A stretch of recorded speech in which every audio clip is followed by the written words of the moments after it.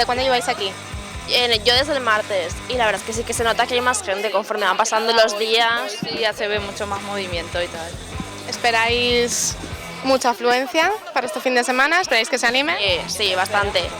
Hoy, por ejemplo, ya se empieza a notar que hay más gente y tal, las entradas y todo ya se están vendiendo bastante más, y conforme vayan pasando los días habrá bastante más gente. This one, if the results are the same. I've seen the medicine. Yes, the medicine. Oh, girl. Yeah. ¿Cómo van las ventas? Bien, muy bien. Bueno, ahora en estas horas un poco más bajas, pero luego ya cuando llegan las 6 o por ahí se pone a tope. ¿Se ha notado la ausencia de Schumacher o no? No, de momento que va para nada. ¿Y el artículo estrella?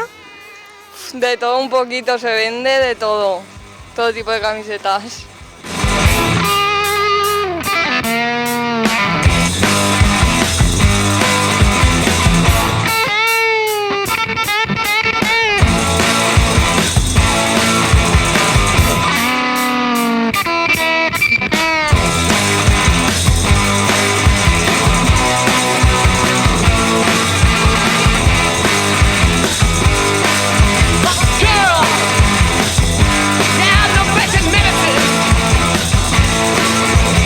¿Qué te has comprado? Pues nada, he comprado un coche para el chiquillo y a ver aquí una ropa, una camiseta.